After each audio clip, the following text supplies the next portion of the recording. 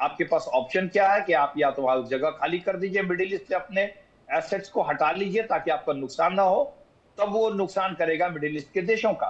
और यही ईरान करना शुरू किया है। उसने एक बड़े क्लियर शब्दों में जो आराकची हैं उन्होंने मीटिंग किया सऊदी अरेबिया, कतर और ओमान के अपने काउंटर पार्ट से, और उन्होंने कहा कि मैं अब आपके इंफ्रास्ट्रक्चर पर भी आक्रमण करूंगा अगर हमारे इंफ्रास्ट्रक्चर पर आक्रमण हुआ तो जितने तेल के कुएं हैं और इंफ्रास्ट्रक्चर है सब पर आक्रमण करेगा ईरान, ये निश्चित है। उसने अपने रिजॉल्व भी दिखा दिए हैं।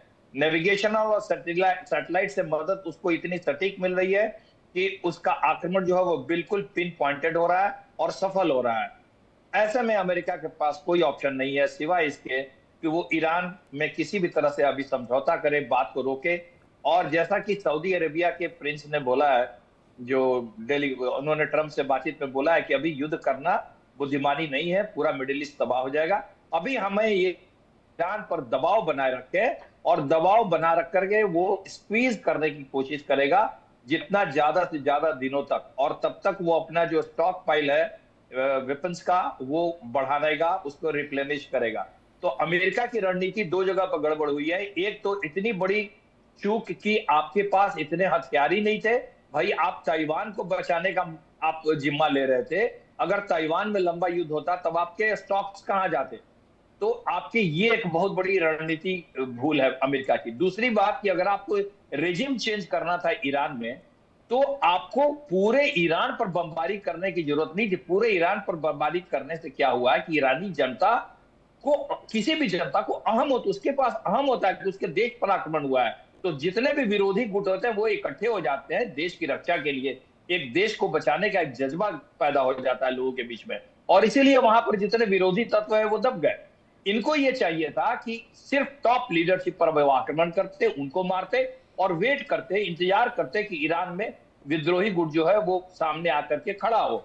ये इन्होंने नहीं किया। ये दो टैक्टिकल मिस्टेक अमेरिका के जिसका परिणाम आज अमेरिका भुगत रहा है। मीनाक्षी जी, मैं ऐसा मानता हूँ। ठीक है, अगर ऐसा होता भी है प्रोफेसर मनोज कुमार कि ईरान से एक डेलीगेशन चला जाता है, बातचीत के लिए तैयार हो जाता है, अमेरिका से भी एक डेलीगेशन आ जाता है, बातचीत के लिए तैयार हो जाता है, लेकिन क्या ईरान फिर से वही भरोसा जता पाएगा या अमेरिका वही भरोसा जता पाएगा? दोनों के ही पाले में वही सेम गेंद है भरोसे की।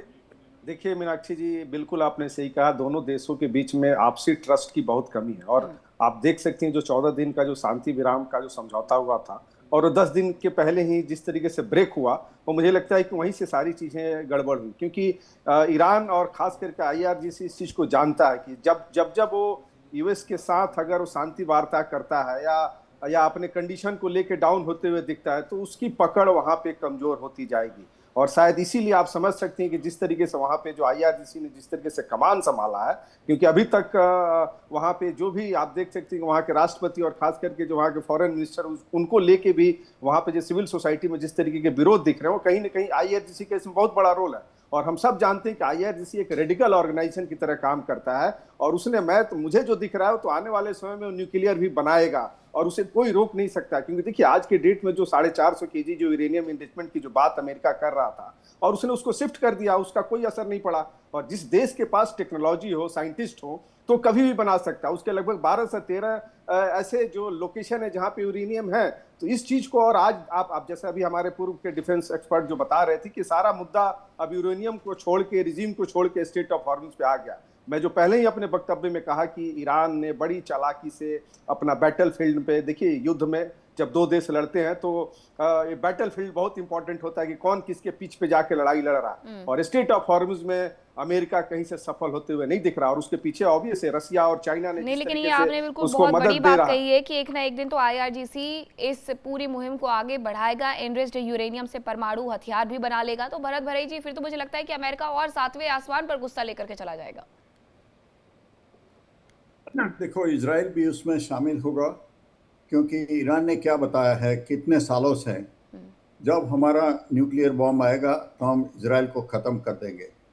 लेकिन वो भी बिल्कुल चाइल्डिश स्टेटमेंट है, क्योंकि इजराइल के पास भी न्यूक्लियर वेपन है, उसके पास भी सबमरीन है।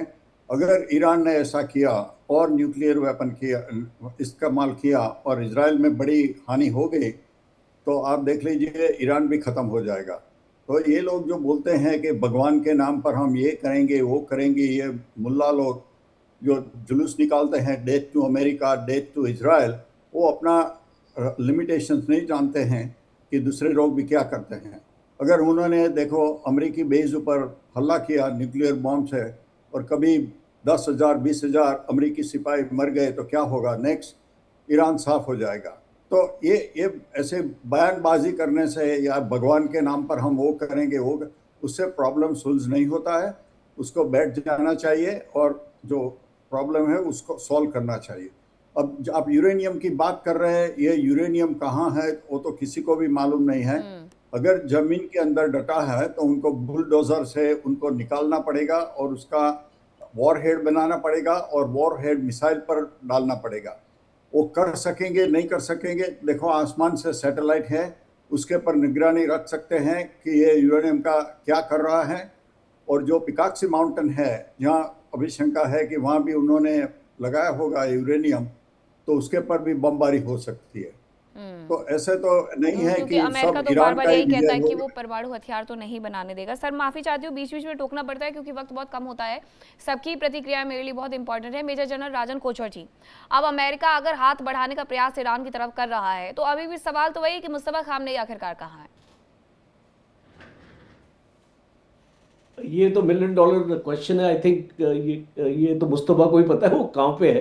बिकॉज अभी देखिए पेजेशकियान भी मिलने के लिए पिछले दिनों गए, लेकिन ना उन्होंने शक्ल देखी ना सूरत देखी, बस एक आवाज सुनी। हाँ, एक्चुअली ये बहुत इंपॉर्टेंट हो जाता है ये एक पॉलिटिकल नैरेटिव को आगे लेके जाना। देखिए, अगर आपके जहन में है कि लोगों को शक है कि मुस्तफा इस दुनिया में नहीं है या बहुत सीरियसली इल है, और एक खबर आई थी बीच में कि वो चाइना उनको भेज दिया गया, उससे पहले खबर आई थी कि रशिया उनको भेज दिया गया, तो इस तरीके की अटकलें अगर मीडिया में आने लग जाएंगी तो एक वीडियो क्लिप मुस्तफा का जो अपने देशवासियों को एड्रेस कर रहा हो वो ज़रूरी हो जाता है इस नैरेटिव को सेट करने के लिए। और ये सेट इस नैरेटिव को कहीं पर भी मैं देखता नहीं हूँ, और इसीलिए हम चैनल पर डिस्कस करते हैं कि मुस्तफा कहाँ है और इसको IRGC को कौन कंट्रोल कर रहा है। बिकॉज आज की डेट में मुझे लगता है ये IRGC का जो कमांडर है वही उसको कंट्रोल कर रहा है। बिकॉज जिस तरीके के फैसले लिए जा रहे हैं और पेजेशकियान को साइडलाइन किया जा रहा है, उनके फॉरेन मिनिस्टर को भी साइडलाइन किया जा रहा है, और खालिबा को भी इतनी ज़्यादा इंपॉर्टेंस नहीं दी जा रही, और जिस टाइप की इसकी मीडिया कवरेज आ रही है, और स्पेशली अगर आप इसको वेस्टर्न मीडिया में देखें तो बहुत ज़्यादा इस चीज़ की चर्चा है। बिकॉज वहाँ पे नैरेटिव एक वेस्टर्न ओरिएंटेड चलता है, उसमें ये चीज़ साफ इसको नज़र आती है। तो ये आपका सवाल बहुत जायज़ है, और अगर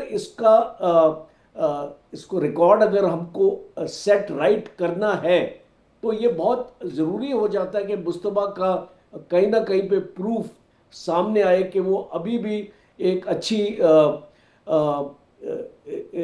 हेल्थ स्टेट में है, एक अच्छे मेंटल स्टेट में है।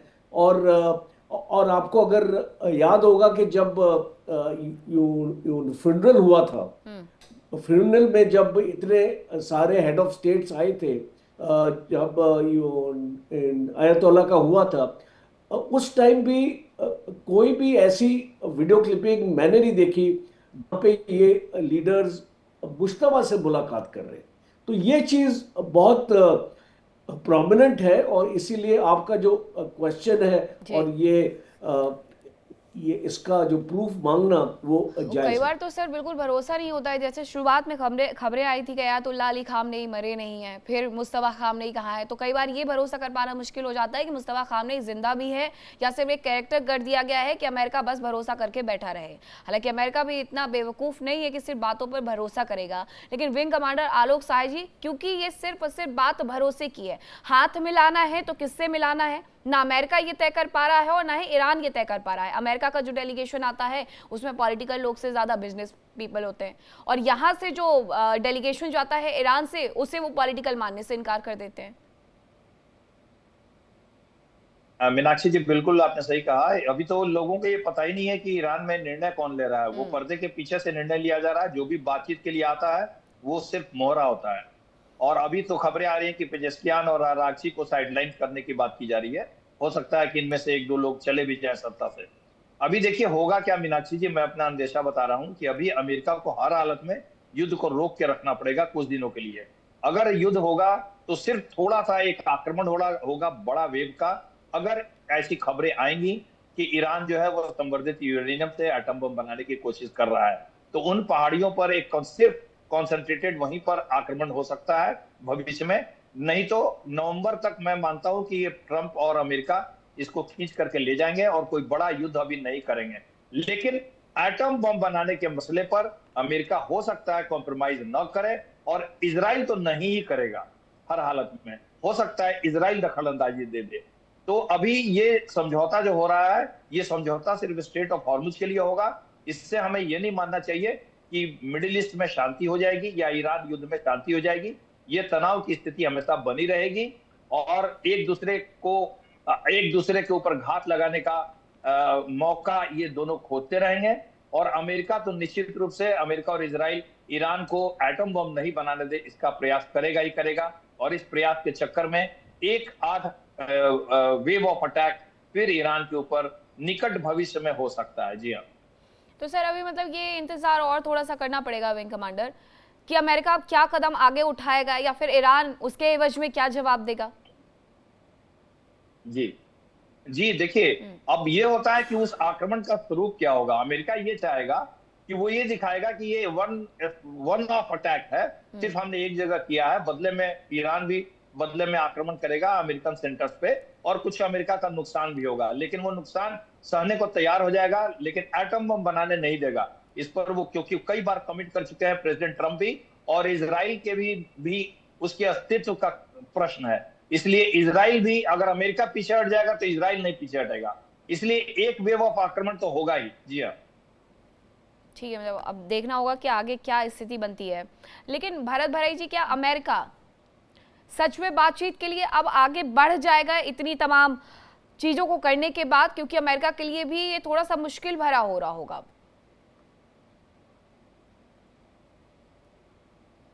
उसका सेटलमेंट एक साइड बिल्कुल सरेंडर करे या बातचीत करे और कॉम्प्रोमाइज करे।